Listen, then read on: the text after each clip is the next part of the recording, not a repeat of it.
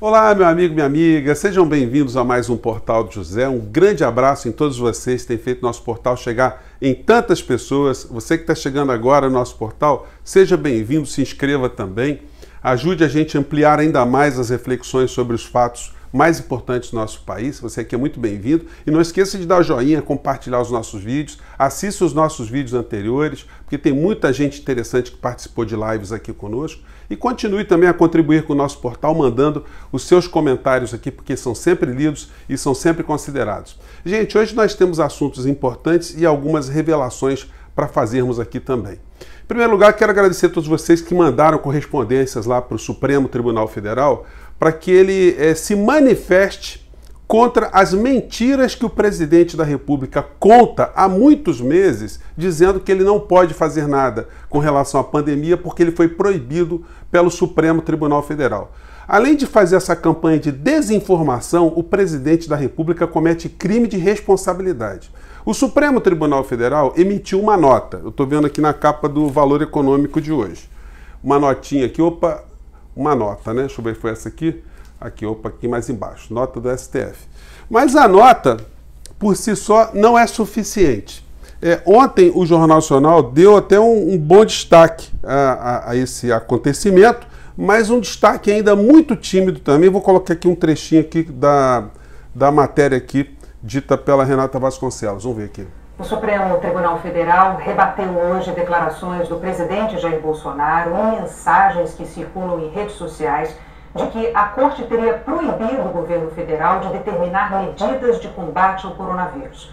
Em nota, o STF esclareceu que decidiu em abril do ano passado que governadores e prefeitos podem tomar medidas para combater o coronavírus sem tirar o poder do governo federal. Na semana passada, quando a crise do oxigênio em Manaus se acentuou, o presidente Bolsonaro voltou a usar esse argumento. O STF afirmou que reconheceu que os governos locais também têm competência para agir e que é responsabilidade de todos os entes da federação. O William Bonner diz assim, o presidente voltou a usar esse argumento. Por que ele não diz no português claro, o presidente mentiu, o presidente perverteu a realidade, o presidente desinformou a população. Agora a Rede Globo, agora outras televisões, vocês dizerem aquilo que já foi decidido lá atrás, é muito tarde. Espero que tenha algum tipo de efeito, porque o que tem de gente que foi contaminado por essas informações mentirosas do presidente da República e que entra nos canais dizendo não, o presidente não fez nada porque o Supremo não permitiu, a culpa dos governadores e dos prefeitos. Gente, vocês sabiam que o presidente estava mentindo esse tempo todo e vocês não desmentiram de forma contundente. Inclusive nessa matéria de ontem, foi assim um desmentido um tanto ou quanto muito suave, né? Então o Supremo Tribunal Federal deveria sim fazer uma propaganda, uma campanha publicitária explicando que o presidente da República mentiu, mente e perverte a realidade, causando o resultado morte. Gente, se nós pudéssemos definir o que é o governo Bolsonaro, a gente poderia dizer que é um governo de dementes que mata pessoas, né? É a forma mais sintética para a gente classificar o governo Bolsonaro. E quando eu falo isso, não tem nenhum tipo de agressão pessoal, gente. Porque se ele tivesse alguma demência e fosse uma pessoa isolada de funções públicas, a família dele que deveria cuidar de tratá-lo. O problema é que ele é o presidente da República. E ele não se sente ofendido por mais coisas pesadas que a gente diga aqui, porque isso não ingressa na esfera de racionalidade do presidente, o que coloca em xeque, inclusive, se ele é uma pessoa que tem alguma razão. Porque o que as pessoas ofendem o presidente também, no campo pessoal, é uma enormidade, ele não faz absolutamente nada. Ele é chamado de ladrão, chefe de quadrilha, chefe de orcrim, chefe de milícia, de pessoa que roubava dinheiro público, que falsificava recibo de gasolina, que pegava dinheiro dos seus auxiliares nos gabinetes, que ele ensinou os filhos a roubarem. Tudo isso eu já escutei na internet. Que ele é ligado com o tipo de milícia que acabou envolvido ali no assassinato da Marielle. Todas as coisas que a gente vê cotidianamente. Além de ser um lacaio, um entreguista, de ser uma pessoa que ganhou dinheiro com corrupção a vida inteira, que ele ajudou as mulheres a comprarem, ex-mulheres a comprarem imóveis com dinheiro vivo, sem comprovação. Tudo isso é colocado e ele não reage. É como se a gente estivesse chegando para um animal irracional, chegasse para um leitão, por exemplo, e dissesse assim: leitão, você é um porco. Eu garanto a vocês que o leitão não iria ficar magoado, porque não ingressaria na esfera de racionalidade dele. O que nos diferencia dos seres racionais é justamente o uso da razão. E essa falta de razão do presidente da República, ela é funcional. Ela funciona a favor de uma elite que vai passando o bastão de geração para geração, né? E esse tipo de situação acaba ajudando com que as elites do nosso país e as elites de fora do nosso país, eles mantenham aqui esse modelo pós-escravocrata que nós temos no Brasil. Quando eu pego a coluna, por exemplo, de um ex-bolsonarista, que o Carlos Andreasa, que é neto do ex-ministro do governo Figueiredo, né? Ele é um cara que se auto-intitula como uma pessoa de direita. Mas é da direita racional, né? Então ele está se conflitando aqui, está se colocando contra a insanidade dessa gente que está no governo, que ele recusa dizer que são pessoas de direita. E ele atesta aqui que o mundo real está ensinando alguma coisa ao Bolsonaro, que a vacina veio e está dando uma grande lição para o presidente. Olha, Andreasa, esqueça isso, porque esse presidente não tem essa esfera de racionalidade. Está muito longe desse campo. E por que o presidente, então, segundo o Carlos Andreasa, ele faria ou faz todo esse tipo de situação? Porque ele se nutre desse tipo de situação, da pandemia, do caos, da desordem, do conflito. Andreasa, ele faz isso não é porque ele queira, é porque ele não sabe fazer outra coisa. Ele está doido para essa situação caótica permanecer muito tempo, porque se parar o caos, a gente vai examinar que nós não temos governo no nosso país. Nós temos esquemas, sub-esquemas de sub-pessoas que ascenderam ao poder, que continuam agora ganhando algum dinheirinho, sem falar nos que estão aumentando o soldo. O que explica, por exemplo, pessoas estarem sendo desmoralizadas, como o ministro Pazuello, o tempo todo. Gente, é uma diferença abissal você ter um general cuidando de saúde e um médico. Sem fazer nenhum tipo de elogio ao Mandetta, porque o Mandetta também aderiu a esse genocídio quando ele entrou no governo Bolsonaro, mas vocês assistem uma entrevista do Mandetta e assistem uma entrevista do Pazuello, gente, é como você colocar um operário para falar de física quântica. Ele vai ter alguma dificuldade, né, para falar de algo que ele não conhece. Então o Pazuello está na defensiva, está engordando o seu soldo, né, porque ele está cumprindo uma missão apenas para ganhar dinheiro, porque se ele fosse um homem com algum tipo de honra, ele já teria saído desse ministério há muito tempo, mas ninguém, como eu digo a vocês, né, que aceita trabalhar, ser comandado por uma pessoa da envergadura moral do Bolsonaro, pode ter algum tipo de predicado positivo, né? Não é à toa que a pessoa, quando diverge um pouquinho do Bolsonaro, ela é expelida, ela é ejaculada desse governo, né? Tem muitos assuntos aqui, gente, que estão correlacionados. Um deles é esse aqui da falta de insumos aqui para as próximas vacinas. O Brasil todo super emocionado com as primeiras aplicações das vacinas no Brasil, mas a gente corre o risco de passar por um colapso, porque nós só temos esses 6 milhões de doses que dão para 3 milhões de pessoas, que não atingem nem os 7 milhões de pessoas que são da área da saúde aqui no nosso país. Então, se nós não tivermos insumos da China urgentemente, a gente vai ter a paralisação do nosso processo de vacinação. As pessoas que tomaram a primeira dose vão caducar, não vão tomar a segunda dose, que vai ser uma coisa absolutamente absurda. O Rodrigo Maia está tentando hoje um contato com o embaixador da China aqui no Brasil, o senhor Wang Ming, né? Que foi atacado de uma forma virulenta por todos os membros do governo Bolsonaro, essa elite insana da ignorância que está dentro do governo, a começar pelo filho Eduardo Bananinha, que atacou o embaixador, se conflitou com o embaixador, o Von Traub atacou o embaixador, o Ernesto Araújo atacou o embaixador. As redes sociais do bolsonarismo vão replicando esses doentes mentais, esses insanos, e criaram um conflito com a China. E agora o Rodrigo Maia está tentando restaurar algum tipo de ponte. Logo, o Rodrigo Maia, que também é coautor desse genocídio aqui no nosso país, porque ele nunca colocou o Bolsonaro para ser sabatinado politicamente por conta dessa situação toda perante o Congresso Nacional. Sequer ele foi chamado para falar, sequer ele é admoestado. Isso tudo, gente, como eu digo a vocês, faz parte desse grande sistema, né? O Bolsonaro é um animal insano, tentando onde se tenta domesticá-lo de alguma maneira, mas ele, nessa condição, ele ainda é muito útil para essa elite pós-escravocrata aqui do nosso país. Os negócios continuam a ser feitos, as privatizações estão sendo tocadas, o fatiamento da Petrobras está sendo realizado, o enxugamento, o estrangulamento das instituições brasileiras estão acontecendo a cada instante e a gente tem que cada vez mais alertar a população, alertar as pessoas que a gente pode dessa situação toda que está acontecendo no Brasil. Os meios de comunicação, eles contribuíram muito para que o povo brasileiro, ou parcela do povo brasileiro, permaneça numa ignorância absoluta, achando que o Bolsonaro não tem nada a ver com essa história. Eu tenho falado disso com vocês aqui há muito tempo. Mas várias pessoas têm apontado também que o final dessa gente será cadeia. Pazuello que se cuide, porque ele não tem imunidade. Ele já está sendo investigado aí pela Procuradoria-Geral da República.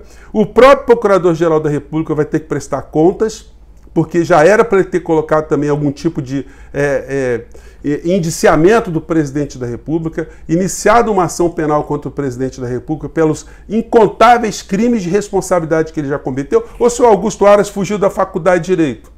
Ele não conhece a Constituição. Ele deu uma amnésia, deu uma pane seca também na cabeça do Procurador-Geral da República. Uma pessoa que não tem responsabilidade. A gente tem que apelar para quem? Para o pai de santo? Para o bispo Macedo? Para o Papa? Para as forças esotéricas? Porque as instituições não funcionam mais? Então, se ele não fizer nada, ele também será responsabilizado. E o volume de pessoas que têm pedido impeachment do Bolsonaro vai se avolumando, inclusive pelo pessoal da direita. Ontem eu vi o canal do Ferreira, um youtuber que tem mais de 550 mil seguidores também, ex-bolsonarista, pedindo impeachment de Bolsonaro. Evidentemente ele foi metralhado também nas redes lá, o pessoal bateu firme nele, mas é um movimento que está aumentando. Hoje mesmo na capa do Valor Econômico, a gente tem mais uma pista aqui, ó. Vamos ver se dá para vocês verem aqui, ó.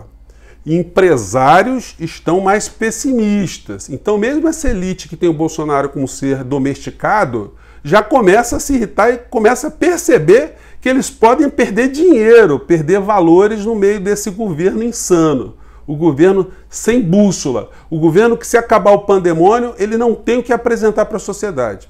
Evidentemente, nós vamos ver, logo após o Bolsonaro ser expelido dessa história, começar a responder processos criminais e processos de toda a natureza política, né? E os filhos e os seus mais próximos, nós vamos ver a enganação econômica voltar à pauta do dia a dia. Que o Brasil precisa de reformas, que as empresas estão saindo aqui porque não tem reformas, tem que diminuir direitos, tem que fazer privatizações, mas que a economia está se recuperando lentamente, que os empregos estão voltando, isso tudo para manter o povo brasileiro cada vez mais domesticado, cada vez mais paralisado. E vem aí o Big Brother BBB 21, para manter durante o horário nobre, durante 90 dias, parcela da população cada vez mais anestesiada e longe de qualquer tipo de reflexão crítica de qualquer problema brasileiro. Eu não posso deixar de falar no nosso papo de hoje de nações que sofreram todo tipo de sacanagem, que sofrem bloqueios econômicos, sofrem uma campanha midiática insistente de destruição das suas reputações, das suas imagens, da sua soberania, e que tem ajudado o mundo em várias situações. Gente, não dá para a gente ignorar que o mundo, durante muito tempo, é dividido em classes. As elites no mundo inteiro, elas se conectam, sempre foi assim. Quando a gente teve a Revolução Francesa, as elites europeias, as monarquias, se organizaram para tentar invadir a França, para tentar restituir o poder a Luís XVI e Maria Antonieta. Evidentemente não deu certo, porque Napoleão acabou repelindo as invasões que poderiam acontecer contra a França, e o casal acabou sendo guilhotinado também. Na Rússia foi a mesma coisa. A Revolução Russa aconteceu e os Romanov ficaram confinados, ficaram presos lá. As monarquias europeias tentaram restituir o poder aos Romanovs na Rússia, também não deu certo, eles acabaram sendo mortos também, né? São os tipos de processos sangrentos que acontecem nas revoluções. Não acontece revolução com flores, gente. As populações que são subjugadas durante muitos séculos como foi na China, por exemplo, fazendo esse parênteses, né? Muita gente fala a China teve genocídio. Sim, teve um morticínio gigantesco lá. Mas quantos séculos os chineses não foram mortos, não foram submetidos a um sistema feudal, que se não fosse rompido, eles estariam lá, como algumas nações ainda se encontram. A Rússia também. Nenhum povo faz revolução porque está nadando em dinheiro, está nadando em benefícios sociais. Nenhum povo faz revolução de sacanagem. Os cubanos não fizeram revolução porque estava maravilha. Eles eram um quintal, eles eram a latrina dos Estados Unidos. E fizeram lá um processo de transformação. Obviamente, as elites vão fazer o tempo todo, no mundo inteiro, a desconstrução desses movimentos transformadores, esses movimentos de insurreições, porque isso atinge os interesses dessas grandes corporações transnacionais. As elites se conectam, elas sempre se conectarão. Elas têm muito mais interesses em comuns entre elas do que com o seu próprio povo. É só vocês olharem algumas elites brasileiras, o que eles preferem fazer.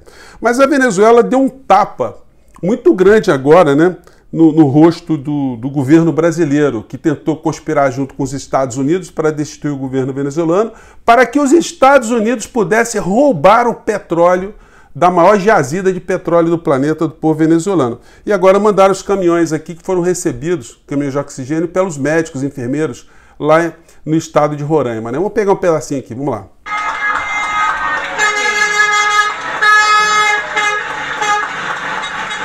Esse é o terceiro caminhão que está passando, está entrando. Vamos entrar. Gente, é muito bacana, os médicos super sensibilizados com um país que está sofrendo todo tipo de sacanagem, né? E eu não vou entrar aqui na questão interna da Venezuela, porque isso sempre mexe com muitos humores diante das propagandas todas que a gente já recebeu.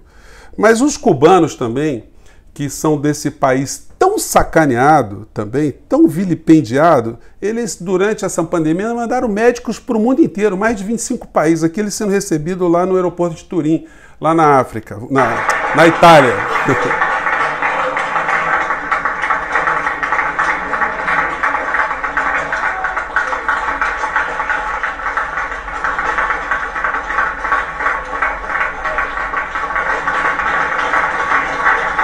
Turim na África é fogo, né, gente? Mas aí, bom, ainda deu tempo de eu refazer isso aqui durante o nosso papo aqui.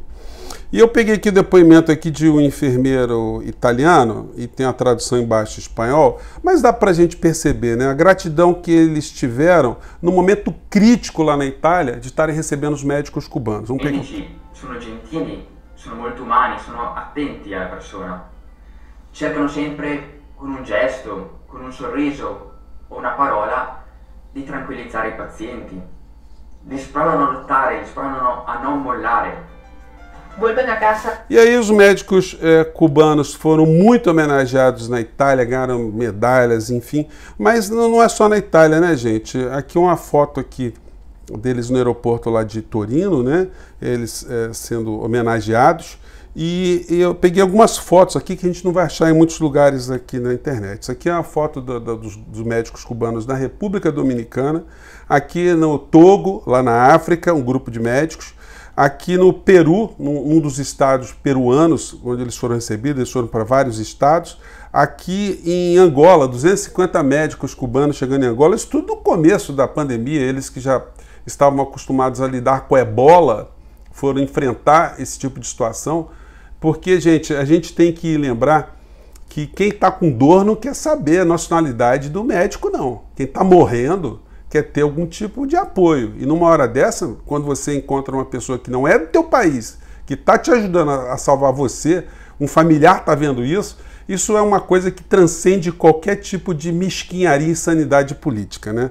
Aqui os médicos nas ilhas do Caribe, são 4 ilhas ali que eles foram. A África do Sul, 250 médicos, recebendo no aeroporto também. Aqui, quando eles estavam aqui no Xingu, aqui no Brasil, e aqui no Quênia, e aqui no aeroporto, e aqui no voo do México. Gente, espero ter, com essa parte final aqui, ter jogado algumas luzes aqui no nosso papo de hoje. O programa ficou um pouquinho mais longo, né? Mas espero que vocês tenham ficado conosco até o final. Gente, um grande abraço.